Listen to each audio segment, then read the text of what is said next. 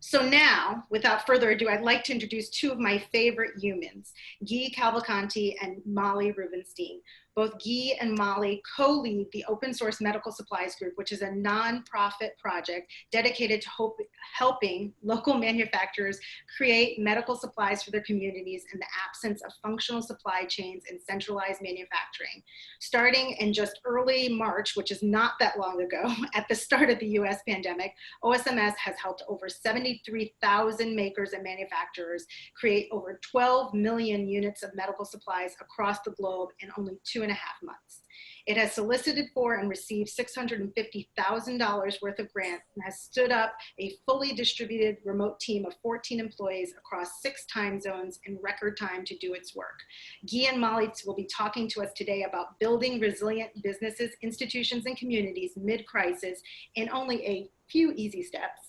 And Gui and Molly, you can take it away. Thank you. All right, hello everybody.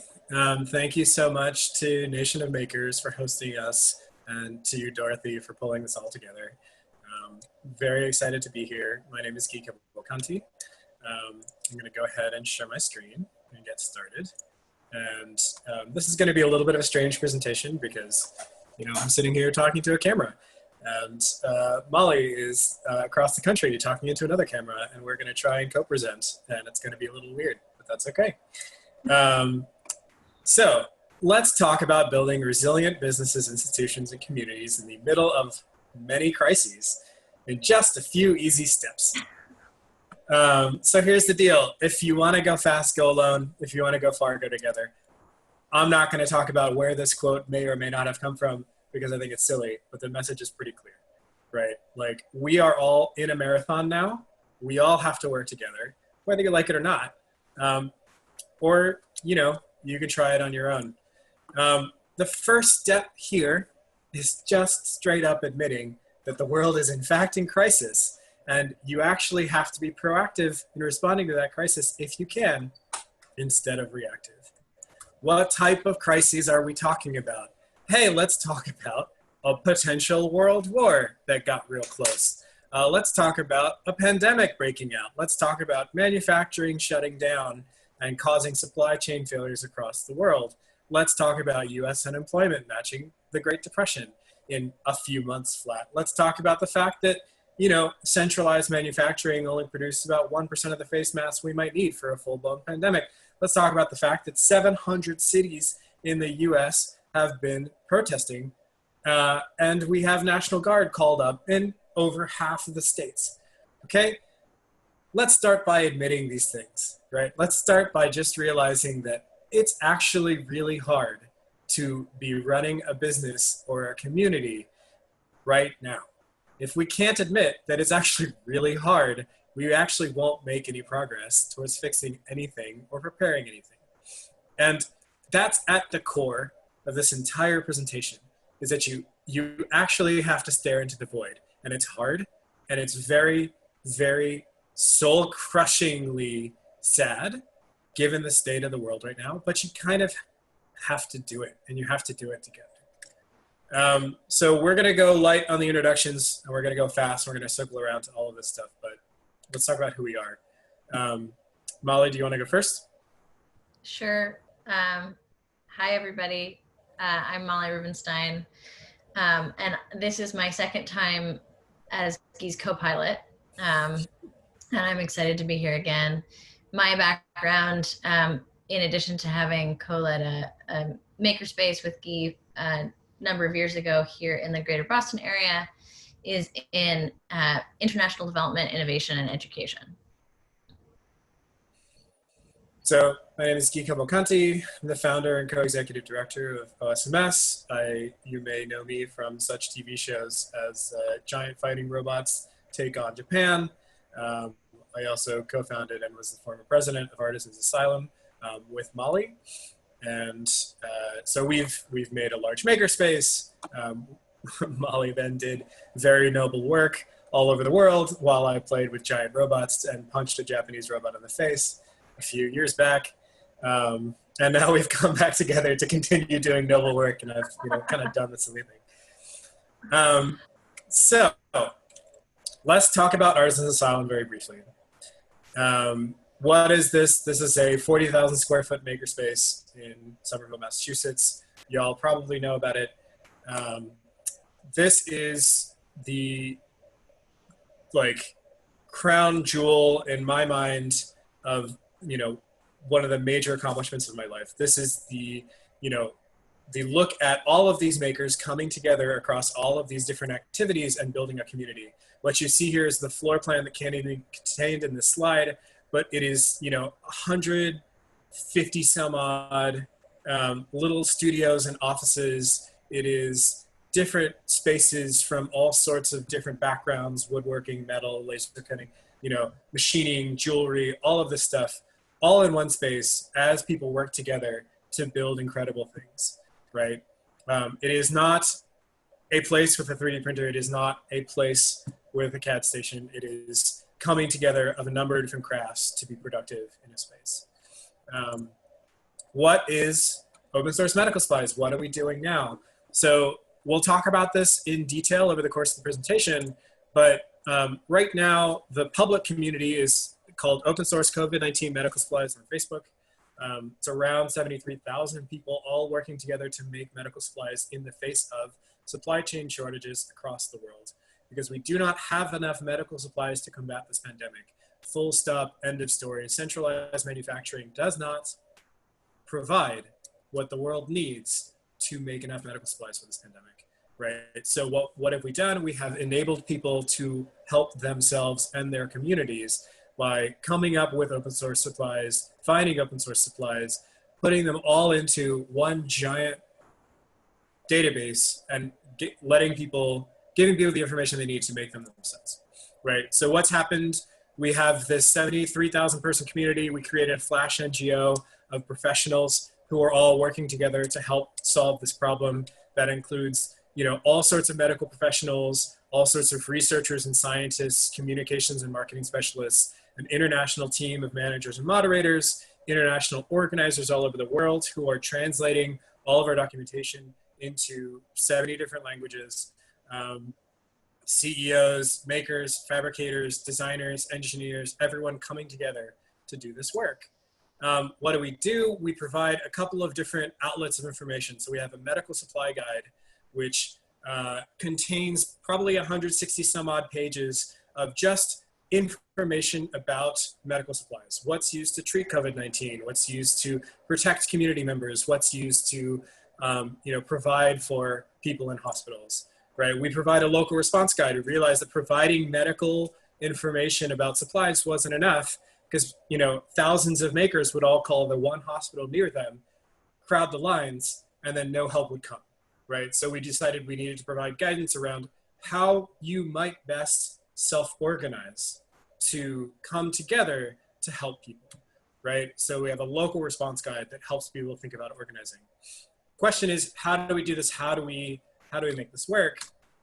This is a traditional org chart. It's very silly, right? It's like very hierarchical. You have one step at a time, one person leading another group of people, leading another group of people.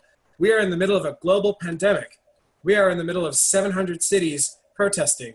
We are in the middle of deep economic depression, right? Where 30% of people are without jobs in the US. So what happens in traditional hierarchical structures when one part of the structure goes away for whatever reason, whether they're protesting, whether they're sick from COVID, right? Whether they lost their jobs and have to go look for them.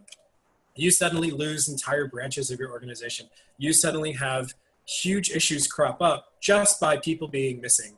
And the key here is that we can't have that. So the reason Molly and I are both talking is because we're both leading OSMS, right? There is no CEO, COO. This is, we are actually one person. And if one of us gets sick and if one of us has a bad day, right, we can continue doing our work. Our organizational... Let's be clear. We have gotten sick and had a lot of bad days over the course of the last few months, as I'm sure you can all relate to. Right. Each of these categories of groups has multiple people running it, right? Documentation has multiple people running it that are fully in the loop. Medical has multiple people running it that are fully in the loop. Communications, community, local response, technology, they all have multiple people who are actually running each of these sections of the organization, they are talking to 800 global volunteers. Those folks are talking to 73, 74,000 makers, right? If the entire upper tier past 800 global, dedicated volunteers went away, there would still be work to do and it could still continue, right? That is what we're talking about in terms of building this resilient structure so that people can continue to do the work. All of these groups talk to themselves. All of them self-organize and meet with themselves, right? And it's building this totally different understanding of how organizations have to function when we have crisis after crisis after crisis. That's critical, right? So what have we done? It's what you have done, right? It is not us. We are centralizing data. We are centralizing high quality information, and everything else is distributed. We haven't made anything ourselves. We have not started the laser cutter. We have not started the 3D printer. We have focused on aggregating information, presenting it to the world in an open fashion, and encouraging people as best we can to do the work on the ground. What that does is it means that 12 million units of supplies have been created all over the world. We have communities that are now taking care of themselves. We have countries like Lithuania and Hungary where the maker movement has fully provided the needs of the hospital system, possibly using information that we've been providing, right? That is what we do. What you do is you come up with these designs. You make these things, right? You innovate using the information that is available online that we've helped curate, right? And you act on it, right? We have groups in Manila who have been sent isolation suits by their vice president, who have deconstructed them, scanned them, put them online, and provided the plans for the world to make any sort of gown you might want, right? We have groups all over the world who are reverse engineering things or coming up with open source designs and are just making things, right, to supply their own hospitals.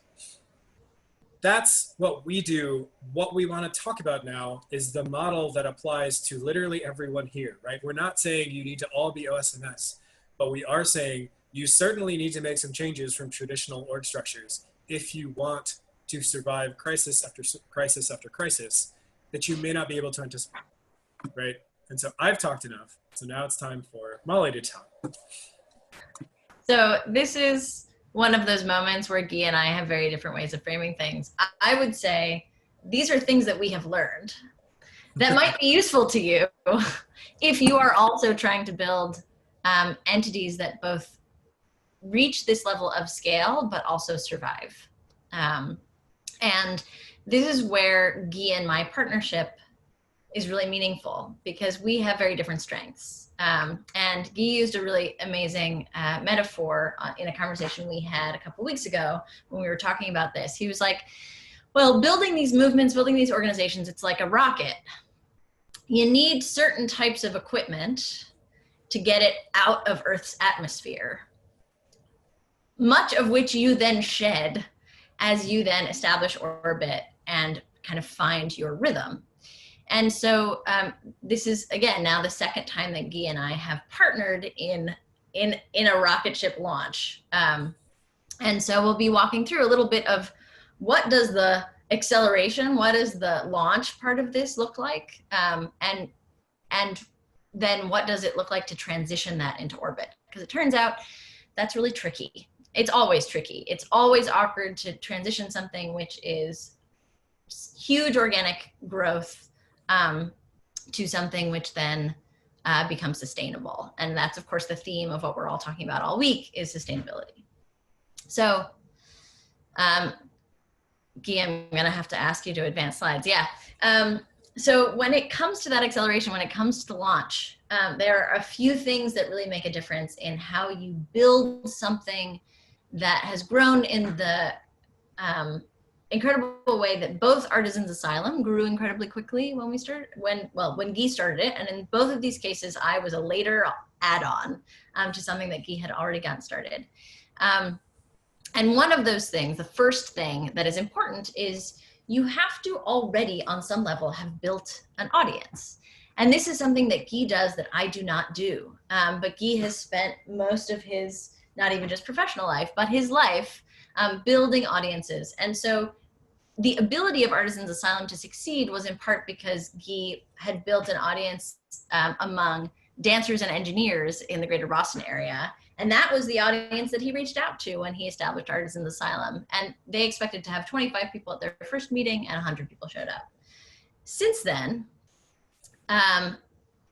he has gone on to bigger and better things. And so his audience has grown through the work of Megabot. So this first picture, by the way, is from when Guy and I were training other people to start makerspaces the way that we started Artisans Asylum, because that growth was so remarkable, and then the kind of sustained continuation of the community at that scale was so unusual.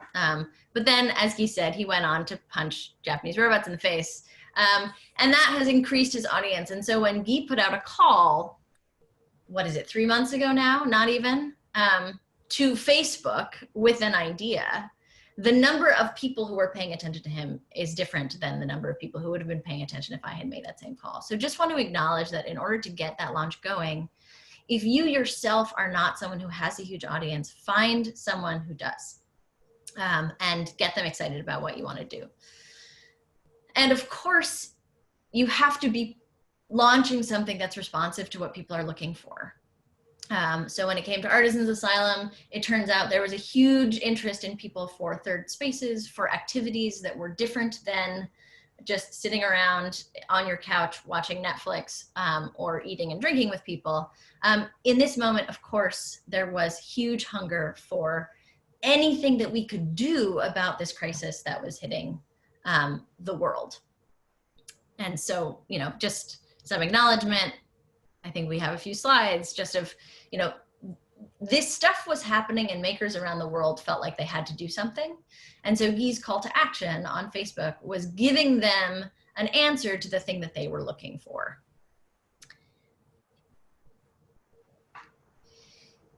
And that call was in an environment in which the creator, Guy, did not have to manage growth. Growth could happen organically. People could be invited, people could participate, people could add things without that needing to be actively fostered.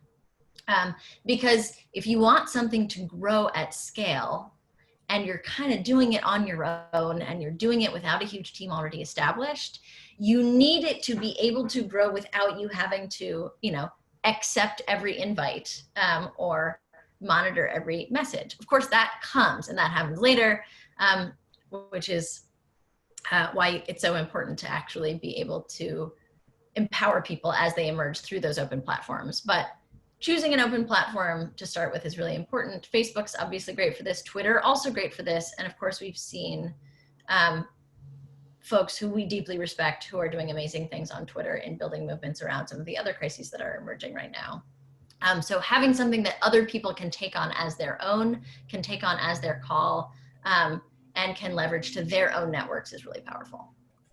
And I also want to say something here, which is that, you know, it is a mistake to assume that any one person can do any significant amount of work, right, that addresses the entire crisis.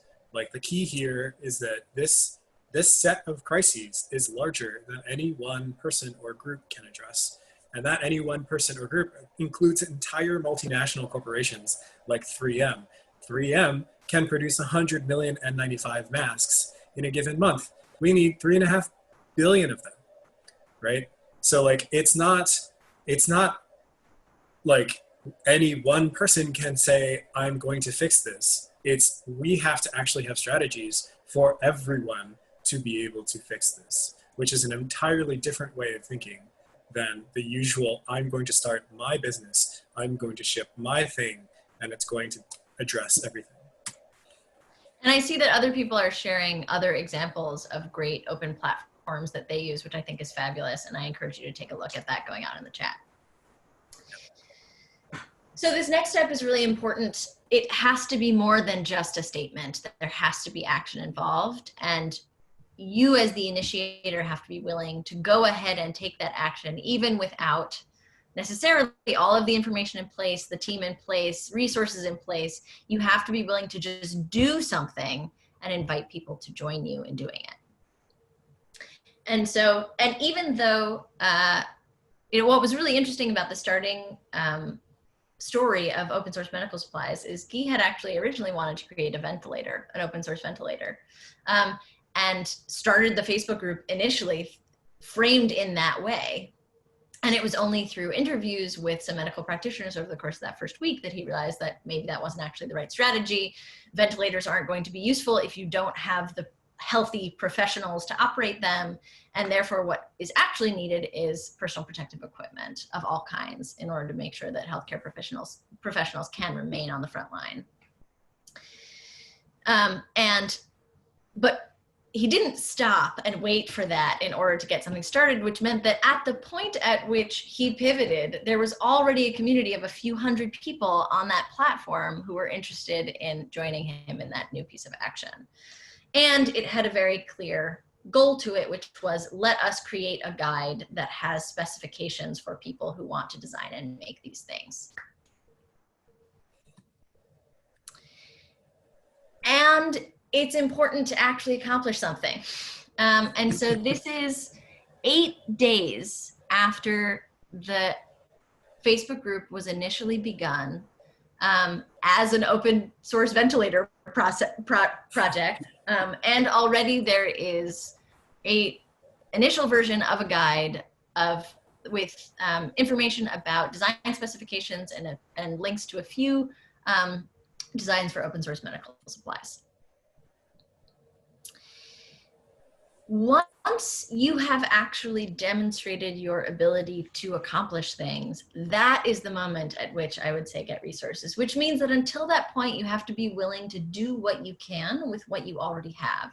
So that's your own financial resources. So when Guy started Artisans Asylum, it was with personal money, personal resources, personal tools, and personal space, let's be honest, that had to be invested in order to get the people excited, in order to get something happening that then provided a platform to actually get resources behind it to build it. And that was, of course, very similar with open source medical supplies, which was the guides had already been created and the community had already been established, and there was already a team forming before a member of our team actually was able to connect with someone, get them excited about what we were doing, get us our first set of resources, and give us the opportunity to actually start talking about what it would look like to get into orbit and establish something sustainable. Please. I want to just add to this. This is, in my opinion, what a lot of makers have a lot of trouble with, because it's hard to get yourself to the point where, especially if you're volunteering, you want to go looking for money, right? Like it's not a thing that necessarily comes naturally to you, right? This is in many cases your hobby, right? This is in many cases, your passion, and it's difficult to kind of like get yourself to the point where you say, hey, I need financial help. I need more people helping than just me in the shop, right? Like it's very easy to feel like, you're fighting this fight alone. You don't have to be. And in many cases, in order to keep moving, you have to find resources and you have to formalize what you're doing, or you burn out and you stop, right? And while it's unnatural and weird, it is necessary. And oh, by the way, you don't have to do it alone, right? You can get other people to help you with this part who are more comfortable doing this kind of work. Yeah, and we had someone on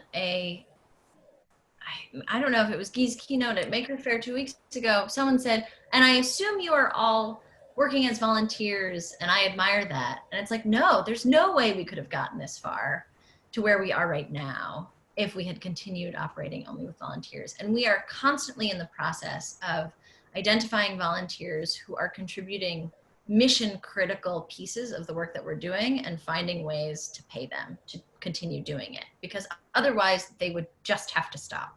Yeah. So for us, what this kind of resource gathering looked like was two parts. One was finding nonprofit funders who are willing to put in money to this type of movement because they understand that we're providing resources for the entire world. And then on the second hand, also partnering with a fiscal sponsor that can help us with incorporation, with, you know, all of the admin work and HR work. And this is actually really critical because standing up a nonprofit can take upwards of 2 years, right? It can take you up to 2 years to just get your letter of 501c3 from the federal government, from the IRS. And a lot of the standard types of, you know, methods for standing up businesses are really slow, right? Right now, we're in a period of time where everything is happening really fast. So it's not just about financial resources and money, it's also about how do I formalize the structure of this thing, right? And how do I do that while the rocket ship is taking off and I can get something built in a day? And that is kind of the first step when it comes to actually establishing orbit and figuring out what does a sustainable model for this look like, is you have to, first of all, make or find a home.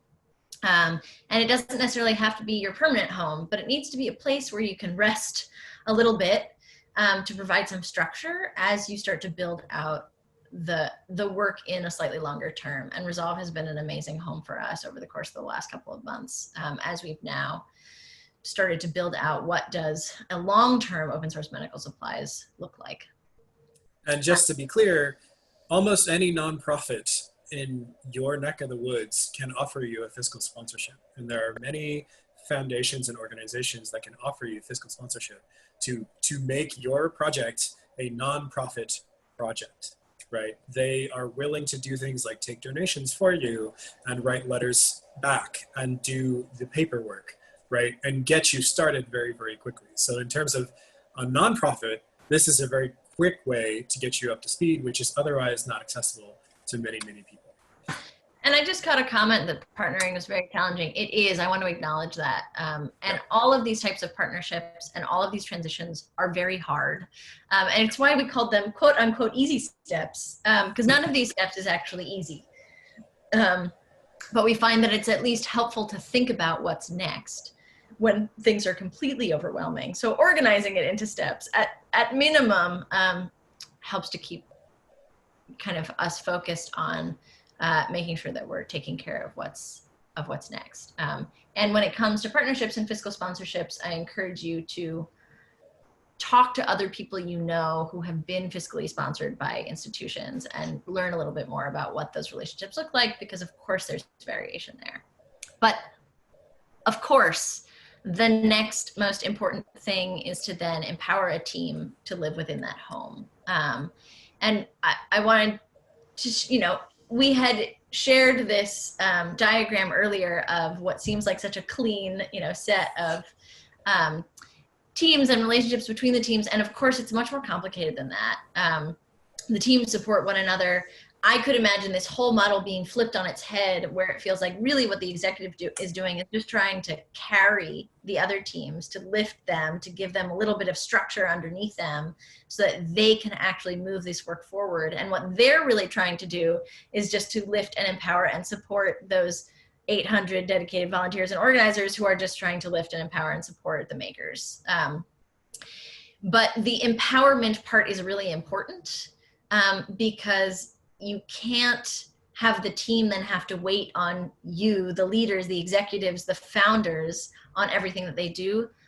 It is important that the people that you find are self-starters, are generous and hardworking with their time, and don't require your approval, but they are open and willing to adapt to other people's opinions. And this is one of the things that's been hardest in all of the communities that we've worked with. And I would, you know, I don't know if this is particular to the maker community, but there are a lot of really incredible people who have huge amounts to contribute who are not easy to work with. And it's very hard if you have those on your team. And you either have to figure out how to work with those people in order to coach them into being able to work in this super dynamic, integrated way and to work as part of a team, or you have to actually be willing to move on. And I will just expand on that and say, the key attribute that you need right now is people who are willing to take feedback and people who are willing to build consensus and work together. Literally every other bit of like technical skill, of like, you know, ability to stay at the laser cutter for 18 hours, whatever, none of that matters if you can't all work together. And that's a change. right? A lot of very technical organizations that are trying to perform, very well are trying to encourage people with those technical skill sets to operate. But in this case, we're in a marathon, we're not in a sprint, right? We all have to continue working together if we want these communities and businesses and institutions to stay together, right? And so now it's an entirely different set of priorities. It's not about technical performance. It's about staying in the marathon. Right. And I do want to talk a little bit more about team, because one of the other things that comes to mind is it's very important that you be open to the demonstrated capabilities of new people who you've never met before, because people will show up, people will emerge. And if they're able to exhibit these properties of being dedicated, being resourceful, and taking initiative, having some sort of special superpower, and also that super critical minimum requirement of openness to feedback and flexibility and willing to collaborate with others, you want to be able to empower and elevate them to, do what they think needs to be done. But one of the things that has also emerged that I just want to acknowledge is sometimes it's worth it to bring on people who you've worked with before, who you know how they operate. And this is where, Gui and I, having done this before, meant that when I came on board, we had an understanding already established and we could get moving in a different way. And we've actually seen that where we've empowered other members of our team to bring on people that they know. And if you're working in the sprint, if you're working in a crisis, it's okay to leverage those relationships. What I would say don't do is don't just say, let's get all my friends involved, because it turns out that trusting someone on a personal level is not the same thing as working with them. But if you have worked with people before, even worked with your friends before, if they have demonstrated their ability to operate within this framework, then that's great. Or if you want to bring them on board into these open platforms and let them prove that they have those same features that you're looking for from your team members, that's awesome too. But once you have that team in place, you also have to make sure that you're building that team's resilience, because their tendency will be to try and run themselves into the ground. Yes, run themselves into the ground, literally. So one is what Gui mentioned earlier as far as redundancy. And it's interesting because at the very beginning, we had initially planned that every team would have completely equal, indistinguishable co-leads. And the redundancy part is important. You need to make sure that there's someone else on your team who can fill in for you if you are gone, even if whether that's gone for a day or gone indefinitely, particularly in a crisis like this. And we've seen the importance of that many times over the course of the last few months. But it's also important that there be division of labor between those two people, both because it's just too expensive to have both of you on every call and both of you in every decision. It's important that you be able to be independent of each other. And also, it's really unusual for two people to be able to actually lead together, make decisions together. And what we found is that Gui and I have that capability because we've done this before. Most of our other teams have found some other ways of balancing kind of multiplicity of leadership and redundancy within their teams. So just wanting to acknowledge that. But you also really need to take care of people. You need to make sure to encourage people to take the time and space that they need for any reason, whether that's, personal or emergency or just to keep a reasonable rhythm. You need to spend a lot of time with people. And I would say particularly during this time where everything is virtual, we've realized that we actually need to have more meetings than we would necessarily have otherwise, because we need to be connecting with people in groups in order to actually accomplish things and move work forward. But we also need to be connecting with people as individuals in order to make sure that they are feeling taken care of, that we understand what's going on with them, and so that we can really work with them to make sure that they feel good and they're able to succeed. And you need to show results, that the resiliency is built into the team, seeing that what they're doing actually makes a difference. And that's been a struggle in certain ways, and we can always add more detail to that, but it's really important that you acknowledge the need for results, and that's why you have to balance action with strategy at this stage. And just to speak to this, you do kind of, so the world is changing around us. The world is changing in ways that we can't control. The world is changing in ways that affect everybody's lives. And the mission that you thought you were on last week may not actually be the mission you need to be on this week. And first of all, I just want to say, that's exhausting, right? It's deeply and fundamentally exhausting to be constantly thinking about and deciding what you are doing and what your team is doing and why you are doing it. But at the same time, if you are just on a single track and a single mission that becomes obsolete, you will burn out, right? You will just feel like all of your work has been for nothing and you will just stop, right? And so there is this need to both execute and get things done and ship, basically, with this kind of understanding of we have to think about what we're doing and why we're doing it. And we have to evolve that understanding on a regular basis as the world changes around us. And if you're not doing that, it's entirely possible that the world changes and leaves you behind, right? Or that you feel like your work isn't, effective. It isn't helping. And that's really hard and really difficult to process. One of the things that we've done at OSMS, and we've tried to continue building a culture around, is actually taking the time to pause and just think through very critically, hey, who are we? What are our values as an organization? What are we actually trying to do? What expectations do we have of people who are here?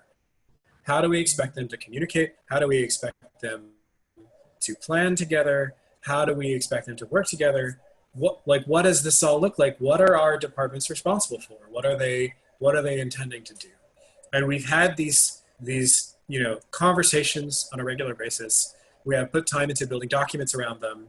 We have tried to do this at the same time as the rocket ship has been launching, which has been exhausting and difficult for everybody involved. But we are slowly coming to an understanding as an entire group of what all of our jobs are, what we are doing.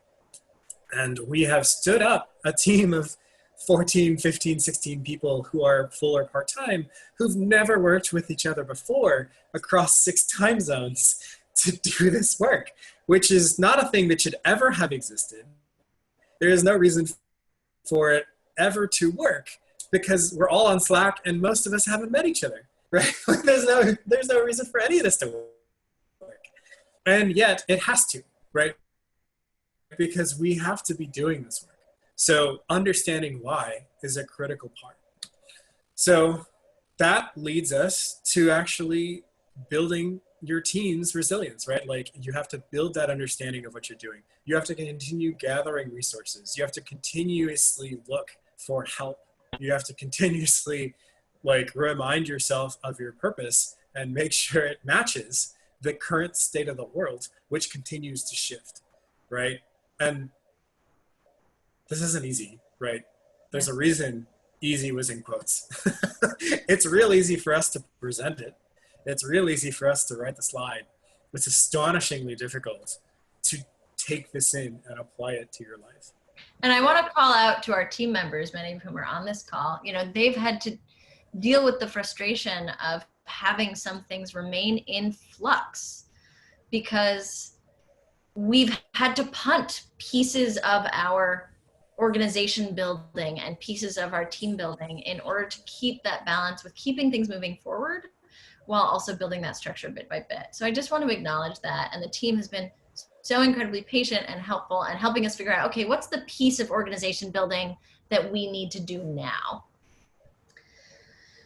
And what can we wait for next week or the week after, which is literally a conversation that we have to have every single week.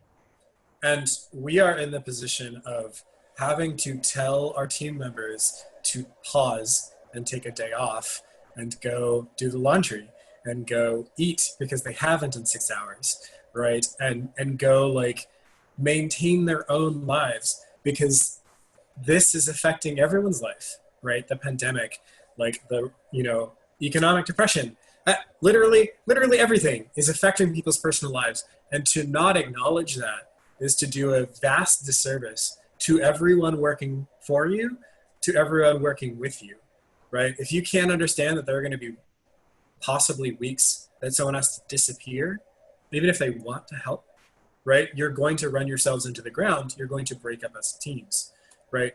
And that is critically important, right? You have to take care of each other in a way that doesn't seem natural for most people who are used to models under capitalism where you just have to go to work if you're sick, right? You just have to show up and put in your 8 hours. That's not the world that we're in, right? And not just if you're sick. You like, in the last 2 months, we've had people who've lost members of their family. We've had people who've had friends who have succumbed to COVID. We've had people who are personally affected by the crises that are happening right now.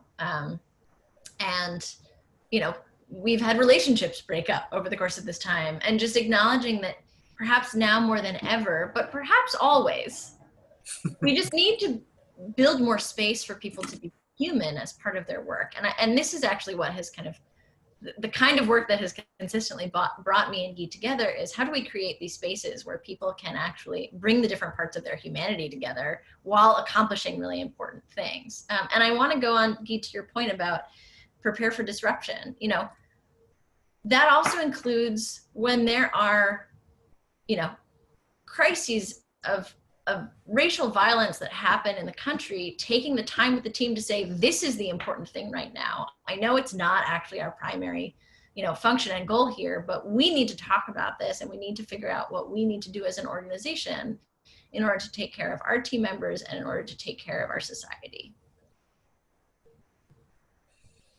And, you know, preparing for disruption looks like backup plans too, right? It's like, what is the point at which you have to say, I'm calling it, I'm done, right? What is the point at which you have to say, I need to shut this business down, or I need to close doors, or I need to hibernate, or I need to take care of myself, and we need to stop, right? It is understanding that maybe you don't weather the storm as a group, and you have to weather the storm as individuals.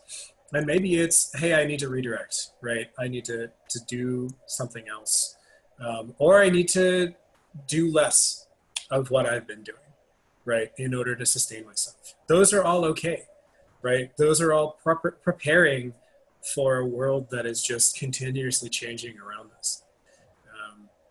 And that's really important to acknowledge. And if you have, you know, the capacity to plan for it.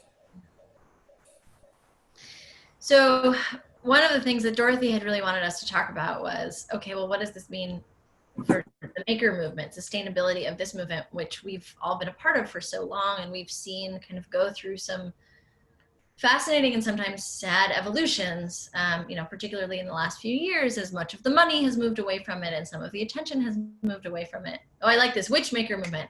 That's a really good point. And I'm not sure I can answer that question adequately right now, but I guess I'm talking about the global movement around hands-on DIY, distributed manufacturing. That, you know, there's the education piece of it, there's the hobbyist piece of it, there's a business development piece of it, and I'm kind of talking about lumping all of those into one. And I've worked in global parts of this which don't even call themselves a maker movement, but I am, you know, kind of thinking about all of those pieces. And if we go through some of the things that we've talked about so far in this chat, you know, some of these pieces of building of the launching are already complete. So, you know, the audience is there, and that's what has been so incredibly proven in this moment, is that there are hundreds of thousands, because I can't imagine that our audience is really more than a tiny fraction of the people who exist out there. Hundreds of thousands of people who are out there waiting to make things. So the audience is there. The moment obviously is here, or at least a moment is here, and new moments are starting to come at us already. So the responding to the moment things kind of taken care of. And the demonstrated results are here, and that's something that we've been working really closely with Dorothy and with Fab Foundation and with Tikkun Makers and with other partners, find the masks, get us PPE, other partners around the world to really capture that picture of what the maker movement has already accomplished. But what we don't have are a ton of resources. We need those resources to be dedicated to this community in order to make it sustainable. What we don't have a ton of in a lot of places are sustainable, resilient, strong teams.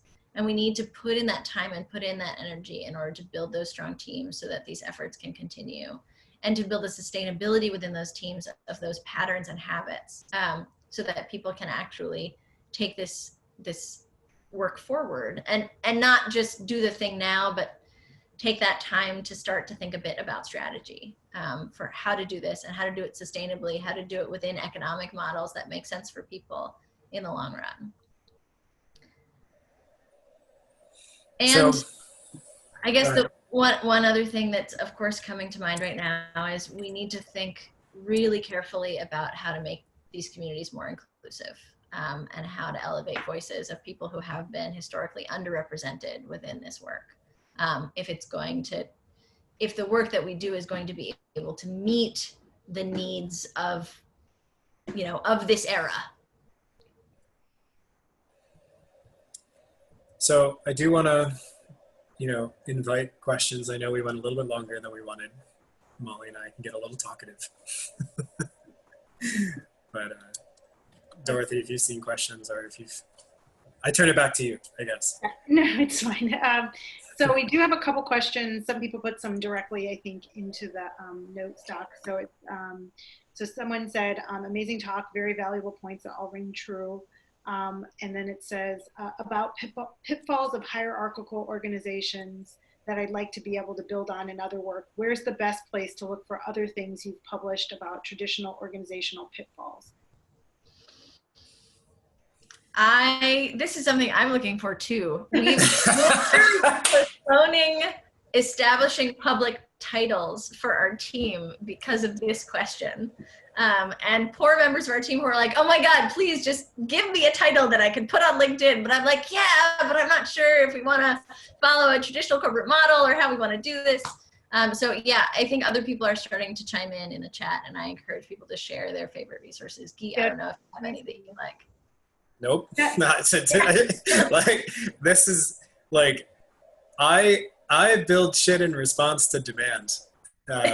This is new territory for me, but the key here is that I try and start things. I try and start moving, and I try very hard to admit when I don't know what I'm talking about, and take feedback and take suggestions. And Molly is better at managing people and hearing them than I am. And I lean a lot on Molly's ability to understand, what people are going through and how we can take action to change that, right? And so no, sorry, I didn't study distributed teams. I didn't study how to do this. I know OSMS in general has a strategy of, we're going to centralize information, we're going to centralize guidance, we're going to centralize suggestions. And if we had been trying to make anything ourselves, we would be 0.01% as productive globally as everyone here is, right? It is not our job to make everything to save the entire world, right? Our job is narrow in scope. We are helping where we can. And that's critical to this. So sorry, we don't have answers. We just have more work. We can try and find resources and suggest them. Yeah, I think the great thing is that when people ask questions, as you saw, like the community crowdsources our own answers. So I think that that's just, a great opportunity for us to start thinking about, okay, where do we know? I know Nation of Makers, we consulted, Ryan Hall is a student that was studying organizational leadership, and he asked if he could study Nation of Makers, and I was like, absolutely. He's like, let us know what to do. So he did all this research about different organizations and organizational structure, and there is a lot out there. I don't know if any of the organizational structures that exist really fit into kind of our type of communities. In some ways, I think we actually do need to break out and make our own community sort of leadership structure. But but I think it's really interesting to kind of navigate what works and what doesn't work for our communities. And I do think people want to have some level of recognition, and that's something I know personally I've actually realized is really, really important. I know I personally like to be recognized for the important work that I do, and I think everybody else is the same, so it's good to hear that.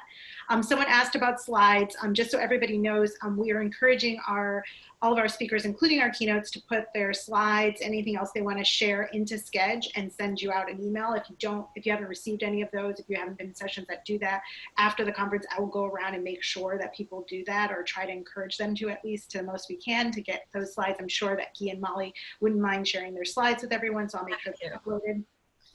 Yep. Someone asked, are you getting CARES Act money? So I don't know. Nope. It was a question. Yep. You know.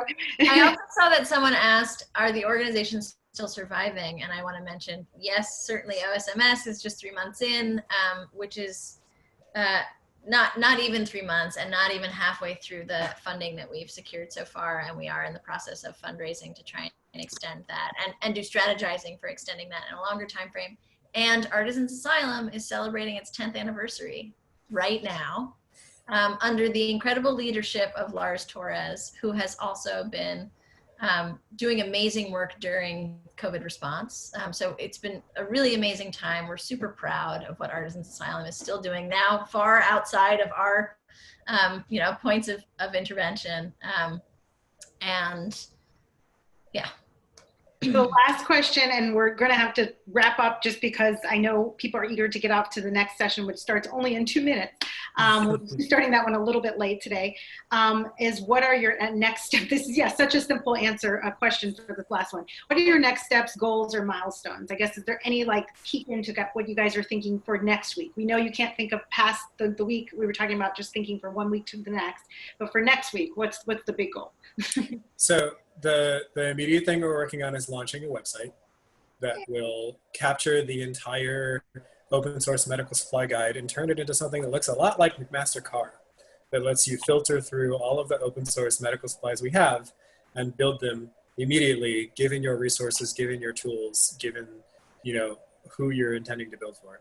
So we have spent a long time building it, and we are very excited to finally come out with it, because it is going to be a model for how medicine is entirely redone across the world, right?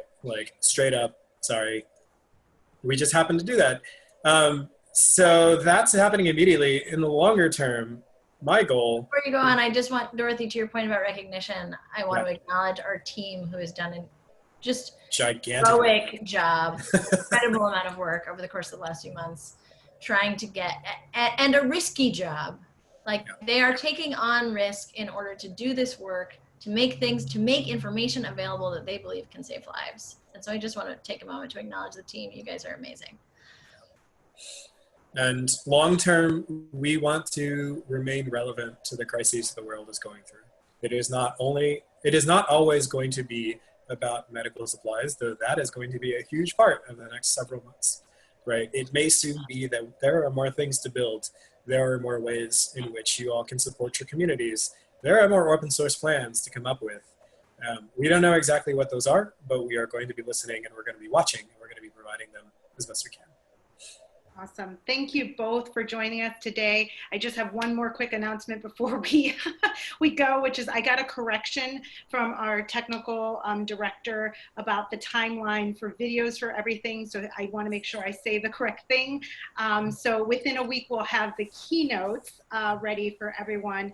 And then it will take us significantly longer than that. So about a month before I'll have all the content ready. I did edit it in the notes, so just read that.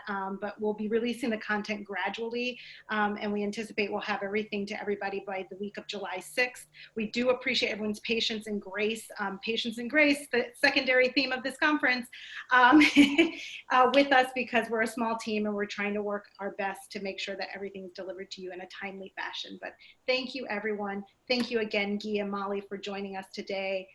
Just thank you for another amazing NamCon, and I hope everyone enjoys today, and I look forward to talking to you a little bit later in the day. Bye, everyone. Thank you so much, everybody. Thanks, everyone. Bye.